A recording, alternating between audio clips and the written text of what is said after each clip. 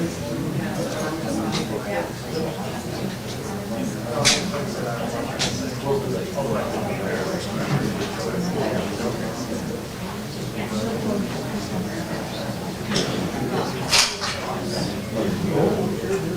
I do this?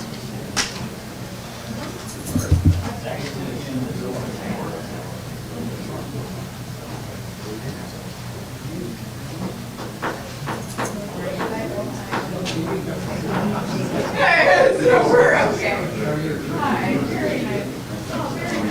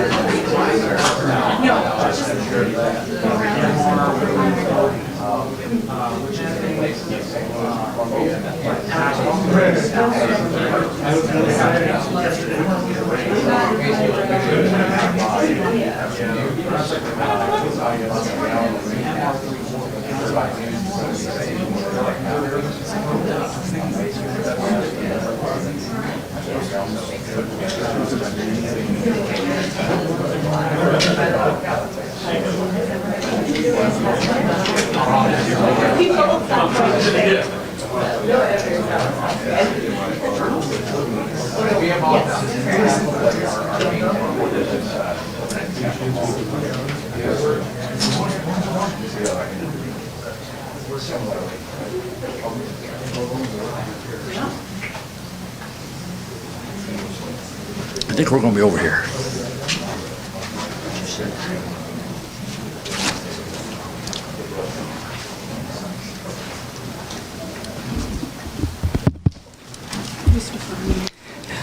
Good morning, and thank you all for being here today. I'm Jerica Holtzclaw with the Missouri Department of Transportation. It is a great honor to stand alongside Governor Parson and our federal partners today to announce funding for rail safety in Missouri. Before we get started, we need to acknowledge the tragic circumstances that occurred last year. On June 27th of 2022, a fatal Amtrak crash near Mendon, Missouri injured many passengers and took the lives of 4 people. Before proceeding, I'd like to ask the crowd to join me in a moment of silence for those who lost their lives in this incident.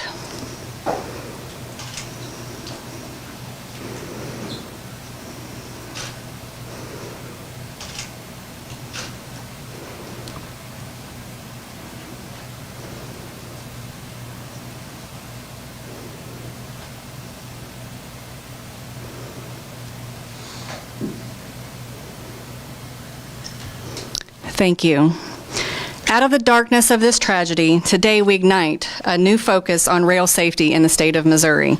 Joining us today to discuss rail safety are our speakers, Missouri Governor Mike Parson, National Transportation Safety Board Chair Jennifer Homendy, the Federal Railroad Administrator Amit Bose, and the Director of the Missouri Department of Transportation, Patrick McKenna. I'd also like to take a moment to recognize a few of those in the crowd today as well for your continued support. The Missouri Highways and Transportation Commissioners Greg Smith and Warren Erdman, Sarah Graff with the United States Representative Sam Graves' office, Representative Tim Taylor, and our partners in the railroad industry. It takes all of these groups, organizations, and interested parties to continue to prioritize safety for all travelers in the state of Missouri, and today really is a culmination of that effort. Now I'd like to invite the Missouri Highways and Transportation Commissioner, Greg Smith, forward. Thank you, Jerica. Good morning, everyone. It's great to be here this morning. The funding Missouri is receiving for rail safety improvements is thanks in large part to Governor Parson. His leadership in the budget process to dramatically increase funding for railroad safety crossings is a huge step forward in addressing the elimination of passing crossings in Missouri. great job. And with that being said, I'd like to introduce the 57th governor of the great state of Missouri, Governor Mike Parson. Thank you, Greg. Thank you. Thank you. Thank you, Greg, and good morning to everyone. And for our guests on the federal level, thank you all for coming today and for who you represent. And also, I want to thank, I know there's some legislators that I met as I come in the room. I want to thank them for the work that they've done, the representatives and senators for following us on a vision, trying to make Missouri safer. I want to thank anyone that's here from the Minden community. If you're here, I want to thank you all for being here today. And for all the things that we're moving this state forward. I think when we talk about the rail safety today, here's what the main theme of this is going to be today, but it's much bigger than that in our state. One of the things we realize that we have to do a better job on infrastructure every day. And I think this administration, without a doubt, has made it a #1 priority.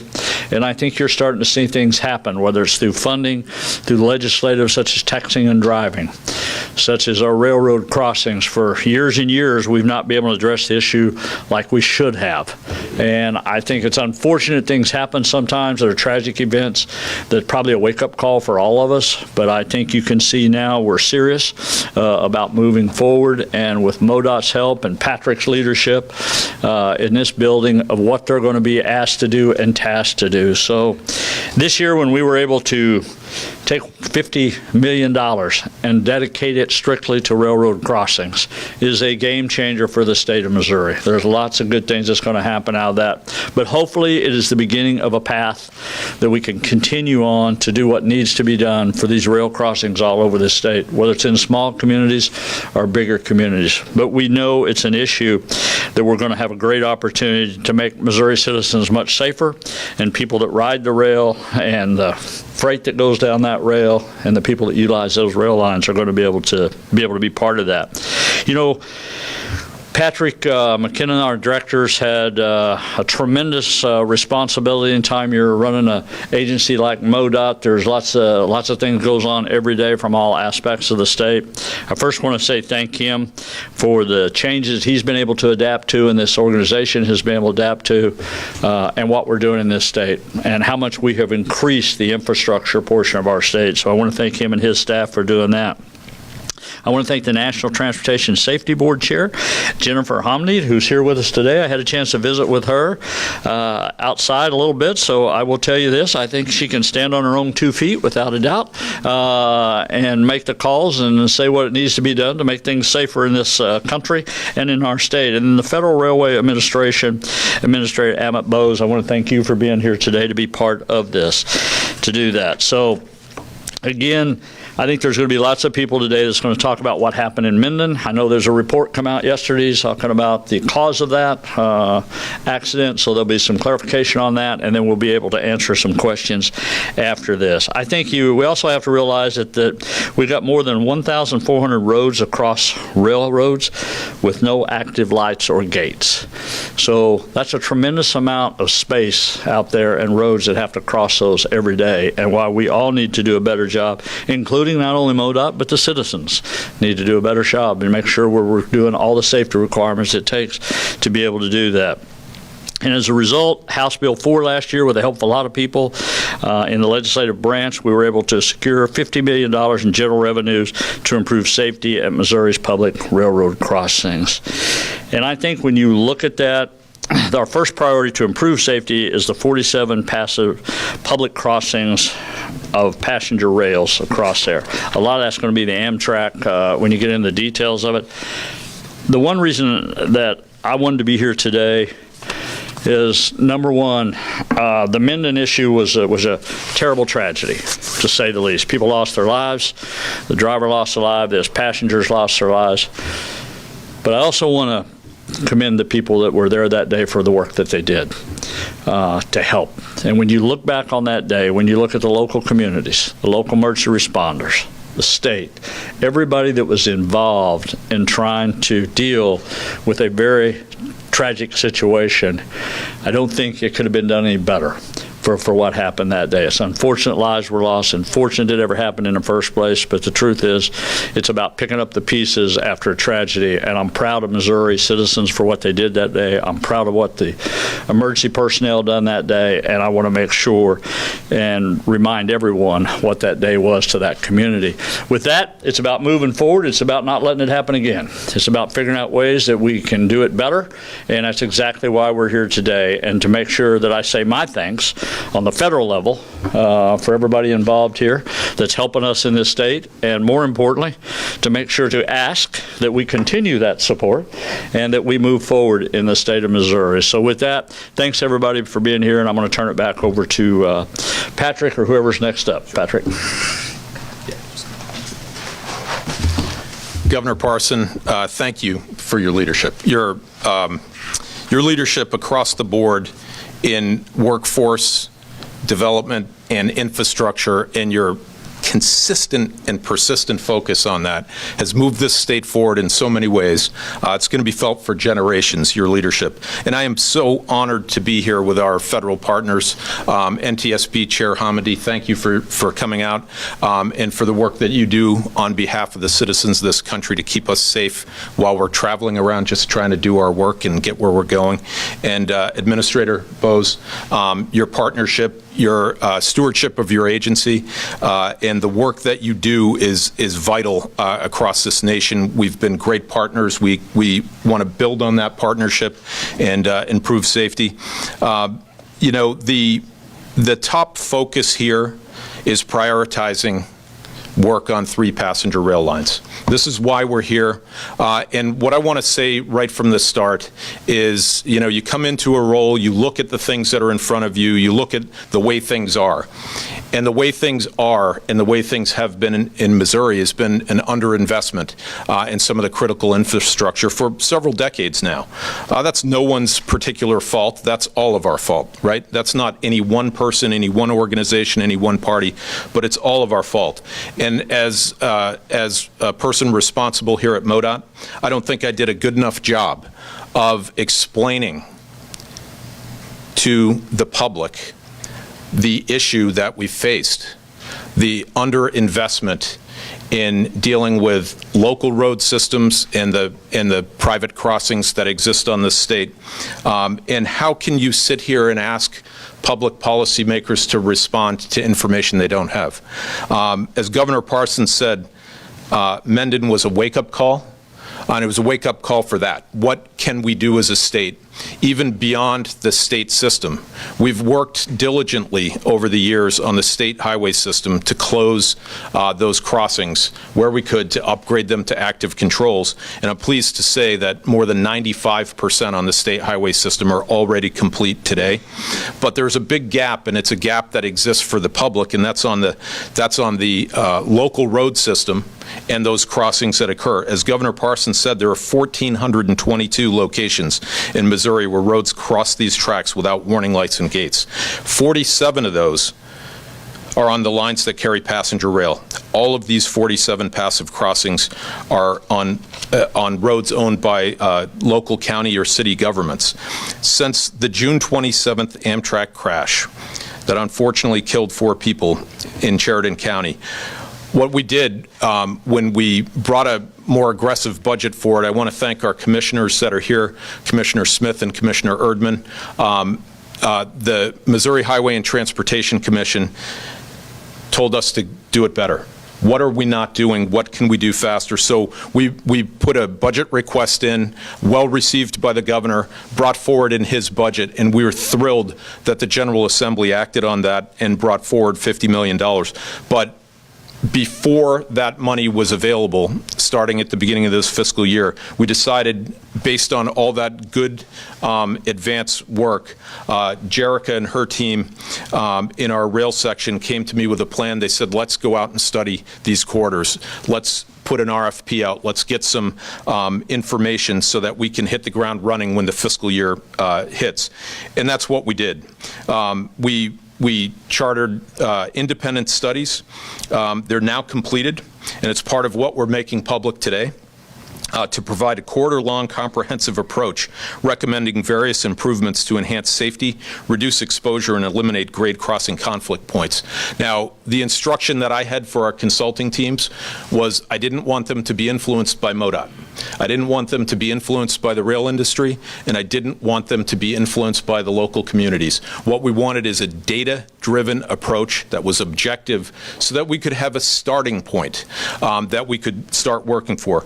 Recommendations vary for each location in terms of complexity and cost, ranging from advanced warning enhancements, crossing realignment, approach grade improvements, flashing lights and gates, upgrades, closures, new roadway connections, and ADA sidewalk improvements. Of the 47 rail crossings that are still passive, the study recommends 27 to be upgraded with lights and gates.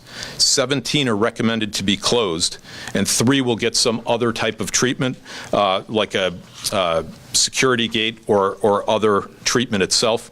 You know, it's important for some crossings to be closed and consolidated because even with lights and gates, nearly 50% of vehicle crashes occur at a crossing that has lights and gates. We just experienced that just this week. That's not always the final solution or the total solution.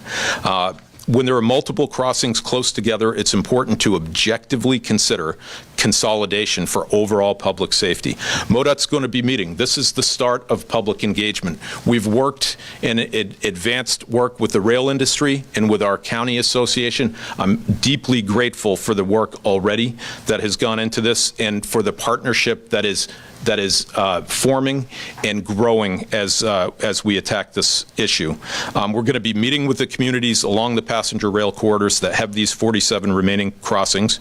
We're looking for communities who want to make their crossing safety. We can get to work quickly on this, and that's what the public expects, that's what the governor expects, that's what the commissioner expects, and we owe it to the public to get moving. We want to show progress so that we can renew this program in future budgets. You know, how many we can get improved is going to depend on the cooperation from communities and the railroad companies. Our goal is to make as many improvements that have been recommended as possible in the next 12 months.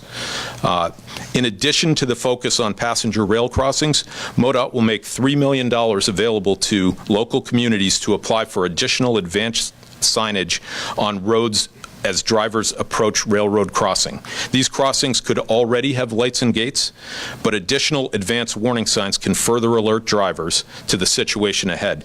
That program is going to be activated as soon as we're done here this morning. It'll be out on our website. We're also working with the rail industry on a potential grant to address passive crossings on its line through Missouri. And finally, I'm pleased to announce today that MoDOT will begin studies of 4 additional rail corridors that are freight only. These studies will provide an independent review and recommendations for a variety of improvements or consolidations and closures on those lines, like today's report focused on the 3 passenger lines. This is critical information working in partnership with our partners at the federal level, at Federal Rail Administration. They have several discretionary grants available. We're going to be very aggressive in the pursuit for that. We want to leverage up as much of this $50 million, partner that with federal funds, and grow this program well beyond the passenger rail issue itself. So I want to stop there. I want to thank everybody for being here. I'm so grateful for the partnership that we share at the federal and at the state and at the local level with private industry, with the rail lines. It's going to take us all working together, making some tough decisions, understanding that our objectives are public safety. We're going to have to make some hard choices. I'm confident we're going to be able to do that. We're going to make this progress, and we're going to make improvements and make Missouri one of the safest states in the nation for moving our nation's freight and for accepting passenger rail travel through our state. So thank you so much for being here, and I'll turn it back over to Jerica. The National Transportation Safety Board helps hold our transportation system to the highest of safety standards. We're thankful to have them join us today, and I'd like to welcome NTSB Chair Jennifer Homendy. She was sworn in as the 15th chair of the NTSB in August of 2021. During her career, she has worked in various positions regarding transportation safety, including serving as a staff director on the Subcommittee of Railroads, Pipelines, and Hazardous Materials for the Committee on Transportation and Infrastructure in the U.S. House. I'm pleased to ask NTSB Chair Jennifer Homendy to share some remarks. Thank you. Thank you, and it really is an honor to be here today. Governor, thank you so much for inviting me here today, you and Patrick. It means a great deal to us at the NTSB. I do want to recognize our investigator in charge for the Mendon tragedy, Joey Ryan, is also here today. Very rarely do they get to see everything from start to finish of an investigation and to see the after action, and I really appreciate that and appreciate all that our workforce does for safety for our nation. Joey, you did an incredible job, not just on scene, but throughout your tenure at the NTSB, and I can't tell you how much it means to everyone at the NTSB, but certainly everyone throughout our nation benefits from your hard work. Thank you so much. I do know that there are a number of state and local representatives, commissioners who are here today. I know we don't have a lot of time for everyone to make remarks, but I would love it if you would come up here, because I think what we experienced as a result of a terrible tragedy that took 4 lives, that injured close to 150 people, Amtrak passengers, crew members, a driver. I think it was a terrible tragedy, and I do want to start with, we talk about numbers a lot when it comes to fatalities, but those who died, those who were injured, may still be suffering injuries, whether they are physical or psychological. We don't talk about that a lot. That stays with folks for years. And I just want to say on behalf of the NTSB, for those who are surviving family members and friends for those that died, how truly sorry we are at the NTSB. We are an agency that focuses on one thing, and that's preventing such a tragedy from reoccurring.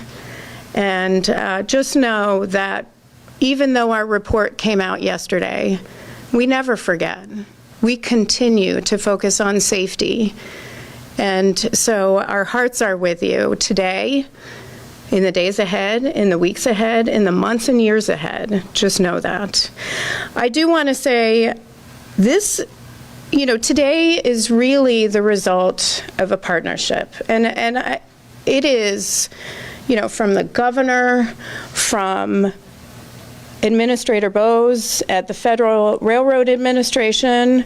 At the time when I was in Mendon, I also spoke not just with Amit, but acting Administrator Stephanie Pollock from the Federal Highway Administration to talk to her about resources for Missouri.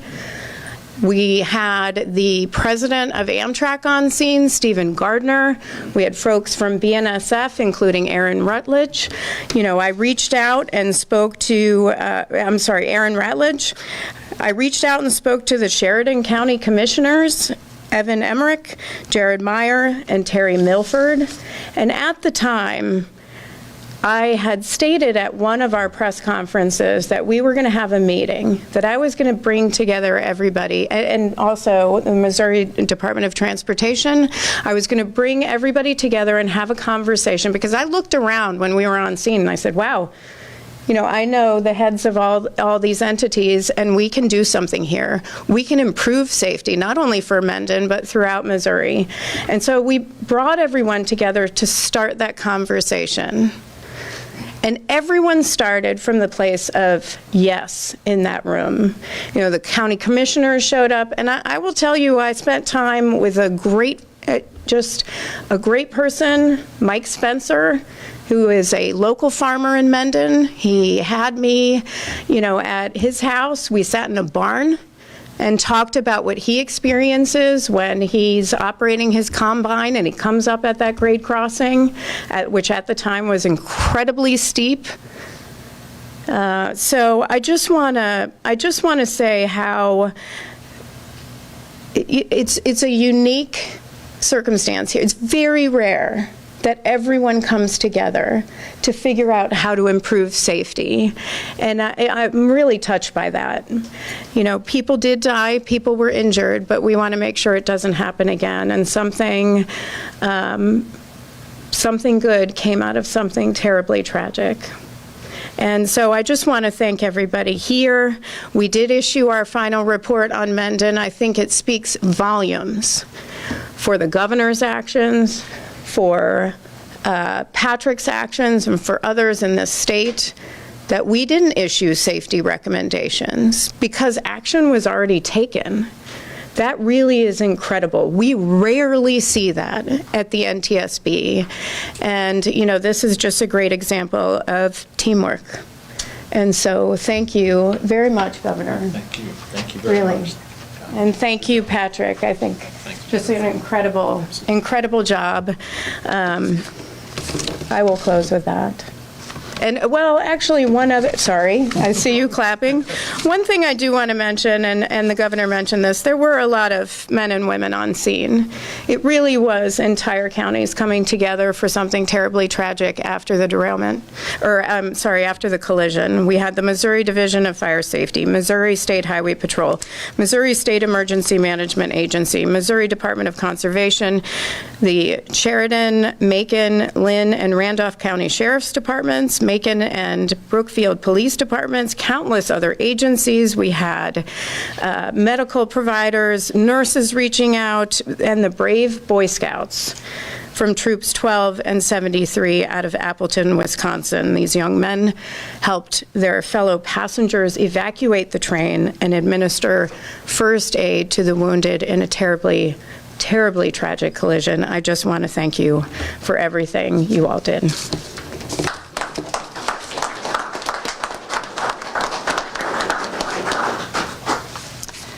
The Federal Railroad Administration also plays an integral role in safety standards of Missouri's railroads. I'm honored to introduce our next speaker, Federal Railroad Administrator Amit Bose. He has served in this role since January of 2022. He also serves as the FRA Administrator during the Obama-Biden administration and worked for the U.S. Department of Transportation and the New Jersey Department of Transportation. Please welcome Federal Railroad Administrator Amit Bose. Good morning. I am pleased to be here with you all today for such an important announcement from the Missouri Department of Transportation on such a vital topic, highway rail crossing safety. Thank you, Governor Parson, for your leadership and your efforts to make daily life safer for Missouri's motorists, rail passengers, and community members.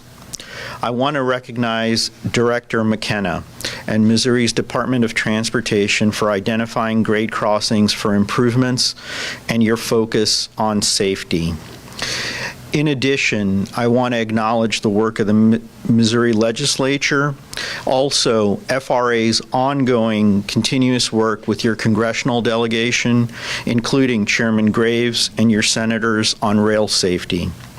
The Federal Railroad Administration is proud of our longstanding relationship and partnership with Missouri DOT and the state. We've invested more than $103 million in rail infrastructure here since 2016.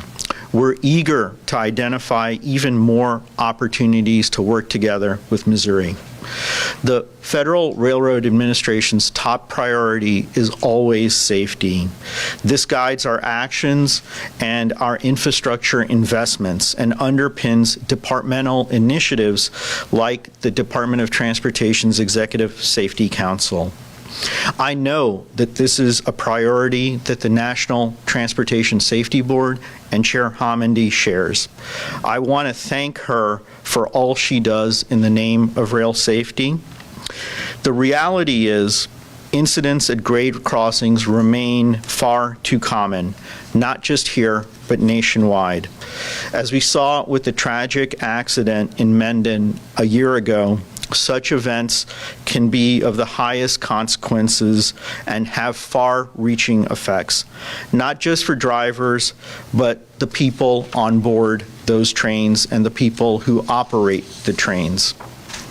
Approximately 2,000 collisions and more than 200 casualties occur at grade crossings every year.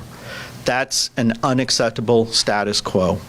At the federal level, President Biden's Investing in America agenda is helping to decrease these numbers. In June, the Federal Railroad Administration announced $570 million for 63 projects across the country to improve approximately 400 crossings in 32 states. And with the $3 billion in that crossing elimination program funds available over 5 years, thanks to the Infrastructure Investment and Jobs Act, more improvements are on the way. It's also true through future rounds of railroad crossing elimination program, as well as several other FRA programs that we have ongoing, including the Consolidated Rail Infrastructure and Safety Improvements Program, or CRISI, which is slated to award more than $1.4 billion in the coming months to projects that enhance safety while getting people and goods to where they need to be. It also includes billions of dollars in investments in Amtrak, our passenger rail partner. Coupled with state investments like the historic $50 million we're celebrating today, we can help change the status quo for the better. We can build more grade separations, removing the possibility of collisions between trains and vehicles entirely. We can build safer crossings and fund improvements that benefit motorists, riders, and pedestrians alike, helping to protect our families and loved ones. With federal and state support, we have an opportunity to put these investments to work in the near term. Thank you again to the governor, to the first responders who are on the scene to deal with the situation, to the Missouri Department of Transportation, the National Transportation Safety Board, and in addition, the FRA inspectors who were on the ground that day and who also participated in the investigation. Everyone working on this vital initiative is so important, and the follow-through is important as well. I thank you again for keeping your efforts ongoing and to keep safety front and center. Missourians will benefit for years to come.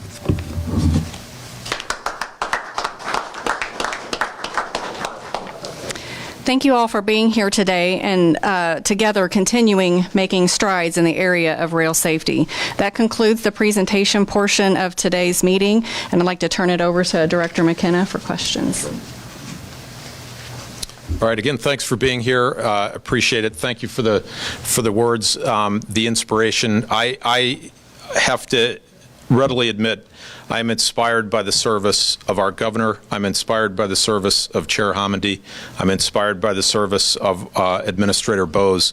And it takes all of us to feed off each other to make progress and to go forward. So open it up to any questions that you may have. I would imagine you'll probably might gravitate towards someone else, and I'll gladly give up the microphone.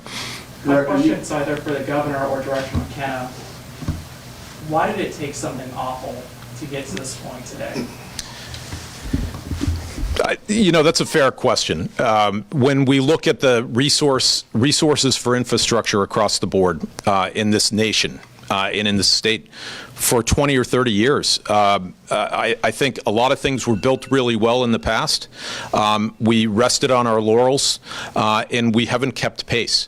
And in the pursuit of commerce, in the pursuit of convenience, and in the variations between levels of government, I think what happens is complacency builds, and it has, and it did.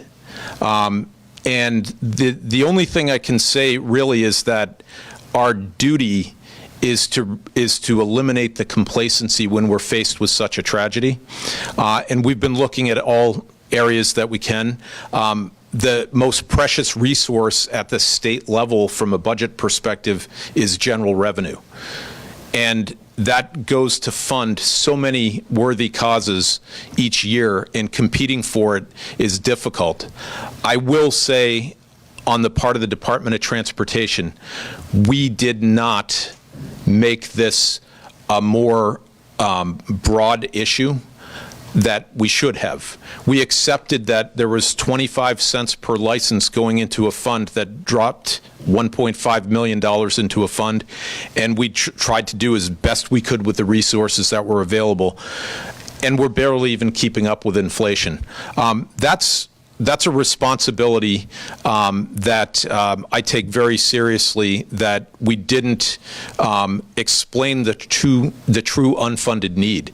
Our commission has directed us in the last few years to go and find what we're not getting to in this state, and at least to bring it forward for public discussion so that great legislators who want to make a difference have the information they need to make that difference. I had a follow-up question too, specifically about Mendon. I noticed on the recommendations that particular railroad crossing is recommended for closure. Why do you believe that's the right call? Well, we have to balance out. Again, you're looking at 1,422 crossings across the state that are passive. We have to take a balanced approach with the amount of available resources and how much we can extend to make as many crossing safety improvements as possible. And we have to look at the blend at the price for the upgrades against the traffic that uses the crossing itself. It's a low traffic crossing, very important to those that use it.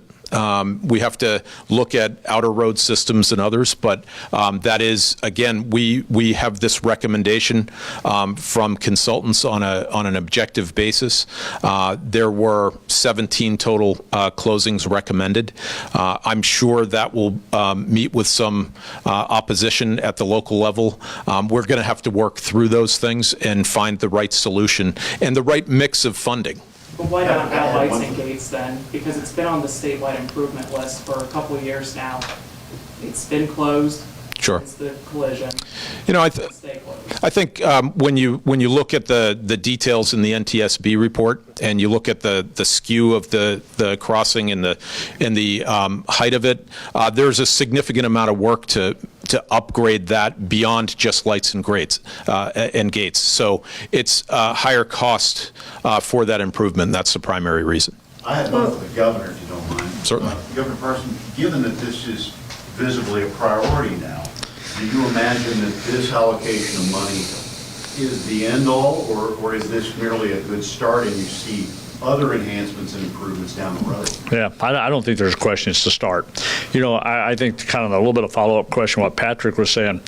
Infrastructure has never been a priority like it has been in this administration when it comes to funding. When you consider what MoDOT was working with $2.5 billion not too long ago was in the STIP plan, now you're at $14 billion. So when we look at infrastructure, whether it's rail, whether it's river ports, whether it's airports, whether it's highway, bridges, low-volume roads, look, it's the whole gamut. I mean, we've got to step up our game to make things safer, and I think one of the things we got to do, it's not always just about building roads or doing things, it's about making them safer. This is an area, and I'm a guy from rural Missouri as much as probably anybody. The reality of it is those are issues in a lot of small areas across the state when there is no way to make sure we get across there safely. So we got to relook at everything, and we got to work with the local communities to say, hey, as Patrick says, maybe this crossing doesn't need to be here. But I'm going to say what I said earlier. This is a partnership between the cities, the county, the state, and the federal government. This is not just the state to come in here and to take over and do things. It's a partnership. So I think if you've seen what we've done in the last 5 years, you know that everything I've ever started has never been one and done. I always try to figure out, how do we continue these programs? How do I tell the legislators you got to continue to fund these programs to keep moving forward? Just not one and done.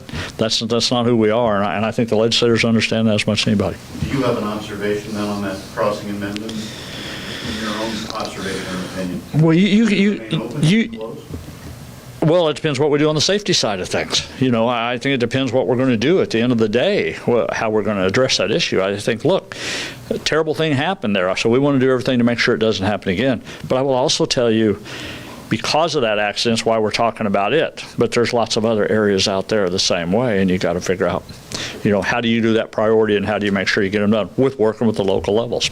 Can you explain a little bit more about the citizens' role in alerting local governments, in alerting to where there's perhaps a deficit of safety?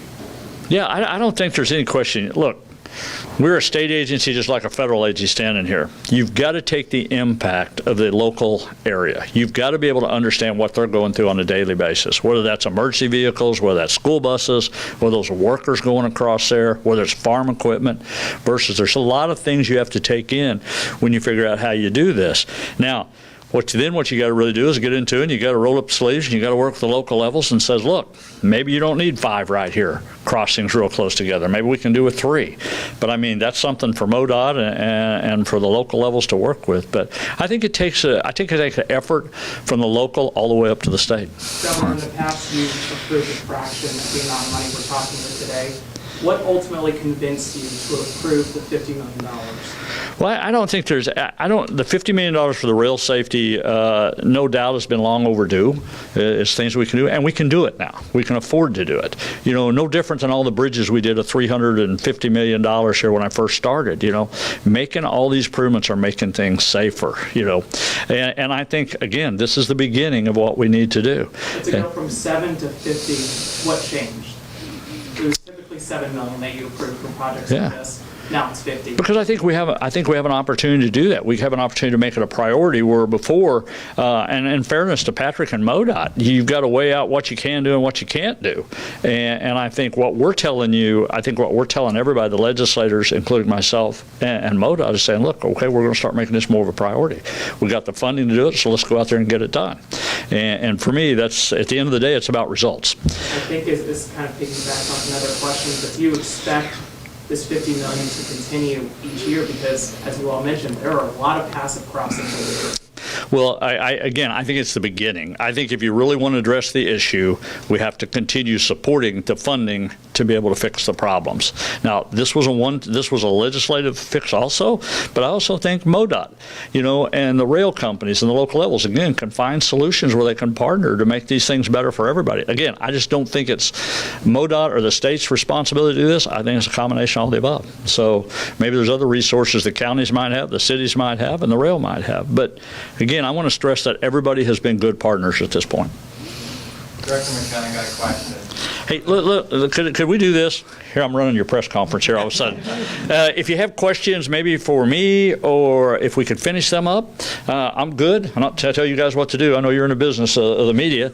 And then we may want to switch to the feds and the Patrick to be able to do that. Would that be a little easier than us jumping back and forth? It would be for us. So if you get any more questions for me, if you don't, I can exit stage right now, and I'll be fine on that if you have any more questions. One more question for you, Governor.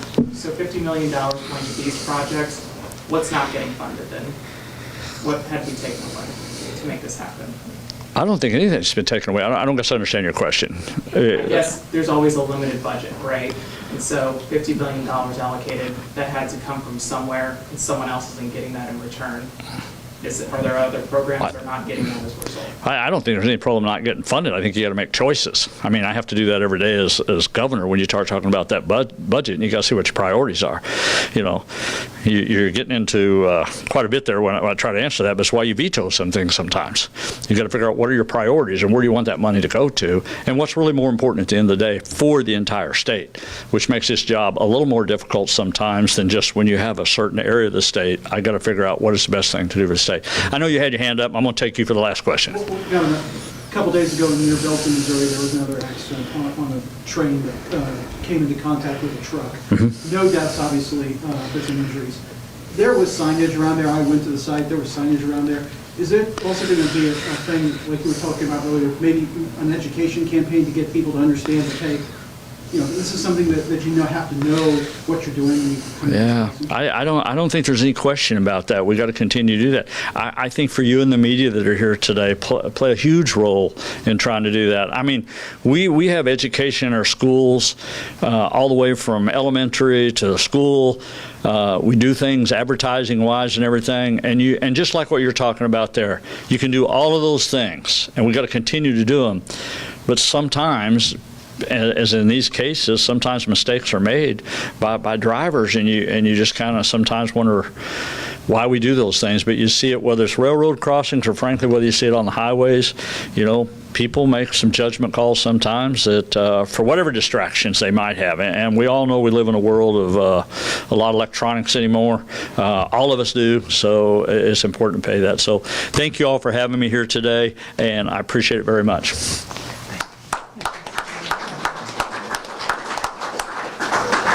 Patrick, it's all yours. Got it. Go get it. Yeah, I could follow up on that one real quick. The actual Missouri-based funding was $1.5 million typically, and that was enough to match the federal rail and the Federal Highway Administration's rail crossing program. About $6 million came from that. So the state's share here just went up 33 times. That's an extraordinary leadership from the governor and the General Assembly, and we're thrilled with that. But I also want to, point out clearly that these are on local roads in the local road system. So this is a state infusion to help out counties and municipalities when there was budget availability because of many factors with the balance there. So that's really one of the big important points there. But we're thrilled to be able to do that and to partner up. Director McKenna, I got a question for you in relation to the press release. And for those listening and watching who may not Yes. have access to that, could you give just kind of a brief overview on what some of those improvements will include, where some of those improvements are at? Yeah. So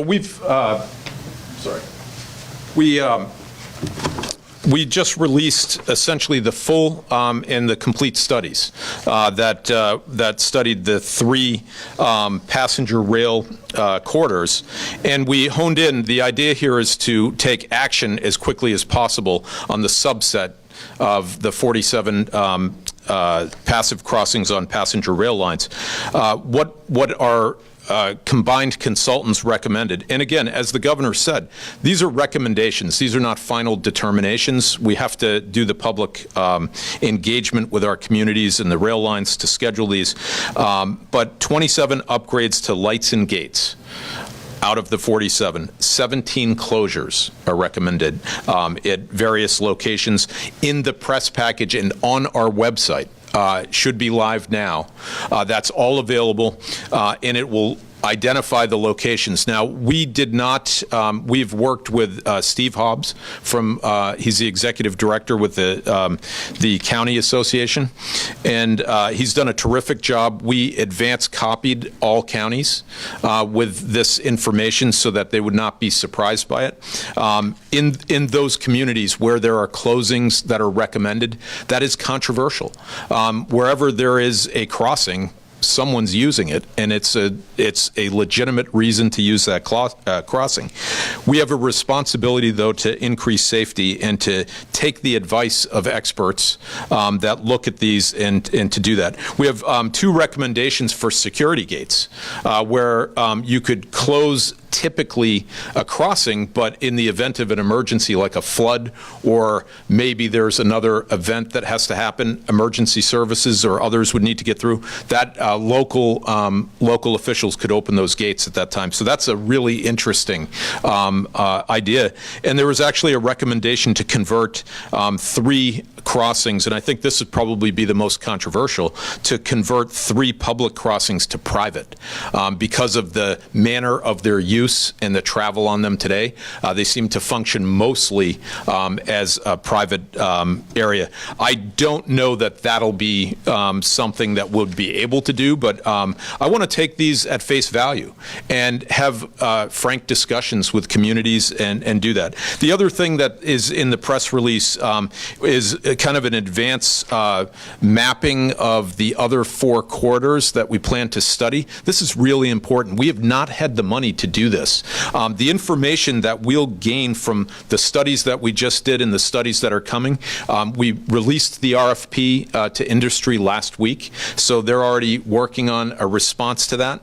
And this information will be vital to use to develop discretionary grant applications to leverage that $50 million and to work with the Federal Rail Administration. I see Kevin Ward's joined us. He's our division administrator from the Federal Highway Administration, great partner with us, and appreciate his presence. But that information is vital so that we can prove to the federal government that we have a data-driven plan on a corridor basis, and we intend to attack this on a systemic basis rather than a one-off basis. I think that's, we heard that loud and clear from our federal partners, and we intend to work with them to gain that information. We've never had the financial resources to do that in the past, and we're thrilled with the ability to do it. Our Troy Hughes is our administrator in our rail division, and he's thrilled with the ability to have this information and to advance the ball forward. And this will give great information also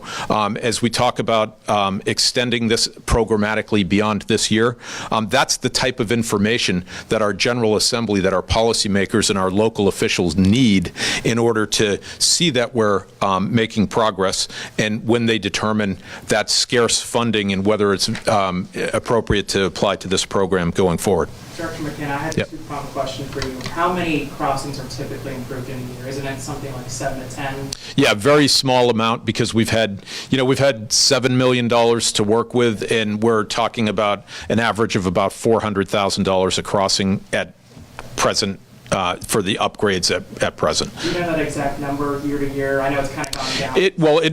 It really varies. In the last couple of years, I know there was some question last year, particularly subsequent to the amended event, that we appeared down a little bit. What we were doing is we were actually bundling a couple years worth of programmatic dollars to actually go for one of the discretionary grants. We've been successful with one of those Chrissy grants, and actually that's springboarding us to improve well over 20 all at once with one of our rail partners. And to get clarity, the timeline for when all of this could happen, I know you mentioned something about 12 months. Yeah. Just trying to get clarity.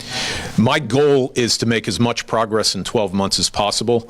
The typical time it takes for all of the negotiation, for the scheduling, I mean, you've got a private entities in the rail lines that are trying to get goods to their customers on their assets, their owned property.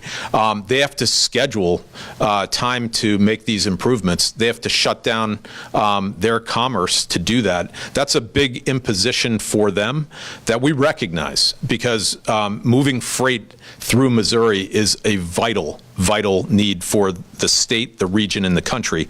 So it typically would take 3 to 5 years to do all the diagnostic. We are seeking, and this is really what I'm after, I am seeking anyone that will work with me, any county right now that wants to agree to the terms of this plan that came from this, and any railroad that is willing to step up. We'll work starting tomorrow. We'll get the deal done, and we'll get the work scheduled. Now, there are supply chain issues still in getting active gates and lights. There are labor issues for the rail lines to work out, and there's coordination at the local level, but we are ready to go. And the idea here is as much as possible, as fast as possible. And where we don't have the willing, we'll go down the line because we've got the data to do it. But typically 3 to 5 years. It's typically 3 to 5. So this is very aggressive. If a local community or even a local landowner says, I need access, you're closing my crossing, is that something that's going to bring litigation? How do you envision that? Yeah, there is a regulatory authority that's vested in the Missouri Highway and Transportation Commission, and that regulatory authority is to make determinations on safety. If there's a dispute on a recommended closure, and frankly, what we do is we work with the communities despite that authority to try to gain agreement before proceeding. If we found something that was vital, that we needed to move on, and there was disagreement, the commission has the authority to recommend that closure. Now, that has an adjudication process through the Administrative Hearings Commission, and so there is a recourse for a citizen or a community that might have a concern. We try to avoid that because, and I'm confident that we'll be able to in most cases. What is the average cost to install gates and lights at like a crossing? Typically about $400,000, and that's really just for the lights and gates. If there are geometric improvements, that can go well into the millions. If you're essentially building a road to meet the rail line. This might be a follow-up. Sir. If that was in relation to, if that was a follow-up, he's allowed to go first, by the way. Okay, Robert's rules. All right. Oh, Do you follow up? For our federal partners. Oh, certainly. How does Missouri spending on this compare to other states? It's a good question. So I'll lead off by saying that what Missouri's done absolutely serves as a model for other states to follow. And I don't have the exact figures per state, but what Missouri has done, is doing, is absolutely setting a positive trend, hopefully, for other states to follow. And obviously, it was a tragic situation, what happened in Mendon, but what Missouri is doing right now aligns with the Infrastructure Investment Jobs Act, the $3 billion over 5 years for the Railroad Crossing Elimination Program, the $5 billion for the Consolidated Railroad Infrastructure and Safety Improvements Grant Program, and it also aligns with funding going to Amtrak. Obviously, for things to come together, as has been stated, it requires not only Missouri DOT, it requires the railroad companies, it requires localities, whether counties, towns, or cities, to come together. But these things are in alignment, and the steps that Missouri has taken will go a long way to addressing more grade crossings in this state. And I also want to recognize Missouri for the positive work it's done for passenger rail, and recognizing that passenger rail can be a part of its transportation system to move people. I have a couple questions for Chair Homendy. Can I get name and affiliation for those who ask? Cameron Taylor, KSHB out of Kansas City. Reading your report yesterday, it said the slope was 13 times what's recommended. Some people might be wondering, how was that allowed to begin with? Well, for the steepness of that crossing, the American Association of State Highway and Transportation Officials issue recommendations. It's not a mandate. It's not a requirement. Those are recommendations. But the recommended, it did exceed the recommendation by AASHTO by 13 times. It was a very steep crossing. And it wasn't just the steepness. I mean, you know, motorists were forced to stop where the road was level, which was still 152 feet away, which is 3 times farther than Missouri state law. That's the maximum under state law. So you had a steep crossing, vehicles that had to stop far away, essentially from the top of the crossing. You had some vegetation on along the track, and then you had an angle at that crossing that essentially required drivers to turn their head. And that it also exceeded AASHTO's recommendation. So it was a poorly designed crossing. We saw that when we were immediately on scene.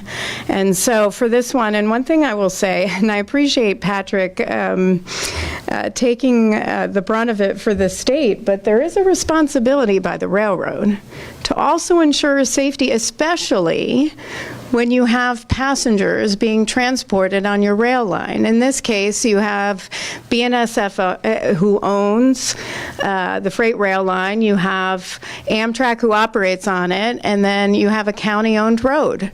And so when I met with the county commissioners, they had long wanted to address this crossing, but when you are such a small area, you have needs that far exceed your resources, and the state stepped up. So, I think that responsibility is sort of shared here, and I think we have to really recognize that. There's been some conflicting reports about who's responsible for a slope like that. Is it the county? Is it BNSF? Well, ultimately, it was a county-owned road. It was BNSF's rail line. So, I think it's sort of shared responsibility here, but ultimately, it's BNSF's railroad. It's their rail line, and they have to make sure everybody is safe on that line. I spoke with the former chairman of the NTSB. You might know him. His name's Jim Hall. Jim calls me constantly. Yes, I do. I have worked with the NTSB for 20 years, so I know Jim very well. I sent him the report you all issued today, and he said this was an accident waiting to happen. Yeah. Yeah, and I know there are a lot of questions about the closing of crossings, and it was. I would agree with him on that statement, but on the closing of crossings, the safest grade crossing is no grade crossing. In this situation, just setting eyes on it, you realize how dangerous it was. And it has left an impression on me. It is not lost on me that within a matter of hours, the railroad repaired that section of track and got everything moving. So if you can make those improvements to get critical shipments of freight on your rail line, you can also make safety improvements in a quick amount of time. Jack Suntruck with the St. Louis Post-Dispatch. I'm wondering if you've identified similar crossings elsewhere that may pose similar risks. Well, so for the NTSB, I hate to say, I hate to do this, but I'll have to turn that over to Amit, because we are very focused on a specific tragedy, investigating that tragedy, and then determining what occurred and what would prevent something similar from reoccurring, whether it's in Missouri or another state. So, I don't know if Amit wants to add something here. Yeah, on that question, yes, FRA is absolutely looking across the country at that. We are limited by our resources and the staff that we have. That's a limitation. But we look at those crossings and also pay attention to the 45-degree angles that Chair brought up, as well as the steep grades. And that is an ongoing matter that for FRA, we do try to do things on a proactive basis, not only on a reactive basis. I have one more question for the chair. So you were talking about typically, like you said, you all issue safety recommendations. You didn't in this particular case. You referenced action being taken. Is that today, essentially? Yeah, action being taken, on scene, frankly, everybody coming together and figuring out a plan on how they're going to move forward to improve safety. It was absolutely a success getting everyone together and figuring out how to move forward to improve safety at this crossing and at others. And I really took to heart. Menden's a small community, and I think when the federal government shows up, I never like the perception of we're the federal government and we're here to help you, because I think that's not well received by communities. We have a duty to help when we can. And when I saw an opportunity on scene to get everyone together and pay attention to, a small community that had many times stated this was a dangerous crossing, they needed that attention to get the state, the federal government, the host railroad BNSF, Amtrak, and others to pay attention and do something about this crossing and other crossings. So I do think that was a real success. Unfortunately, it did take the lives of 4 people, as you mentioned, and many others injured and seriously injured, and that is not that will not be forgotten by the NTSB. FRA does everything, and MoDOT does everything that they can to prevent that type of tragedy occurring in other areas as well. So, I wanted to give Representative Taylor an opportunity to say a few words since he was so kind to join us today. Thank you. Thank you all. So my name's Tim Taylor, representing the 48th District, which now, after the new lines have been drawn, includes Mendon. So where the train derailment happened is now in my district. I wanted to kind of, been listening here, tragedy happens, unfortunately, and it's going to continue to happen. I've had 30 years in emergency services up to the time I retired. What's the bigger tragedy, though, is nothing happening after that. So I wanted to, and I appreciate the opportunity, I want to say, I want to give a great big thank you to all the folks that are involved here, those folks who were here today and have gone. But to address this issue is important not only to our rural communities, but to the state. And to the folks of the area around Mendon, we rural people pull together and get things done, but there are times when we do need help, though we may not ask for it often. So we asked for it this time. I'm happy to see that everyone from the federal level down to the local level is coming together. So there is going to be trials and tribulations as these closures come about. I've been on that crossing, so I know it. I know how the farmers in that area rely on that avenue. I think, if I remember, a 13-mile difference to go around that. So it's going to have to be worked through. And I've spoken with those folks, and I know they are up for the challenge. So I look forward to the things that are going to come ahead. So thank you. I appreciate it.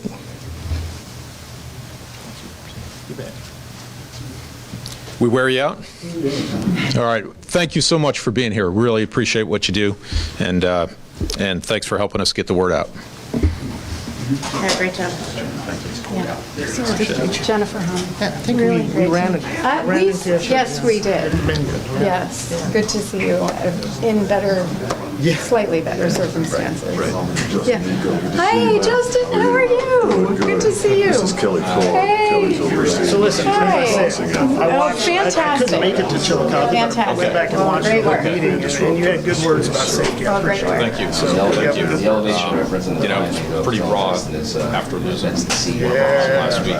Yeah, no, that's How really did that good. I happen, mean, if I might ask? just coming up on the truck. Senior equipment operator for us. How could you, it was obvious, right away. I mean, Distributor truck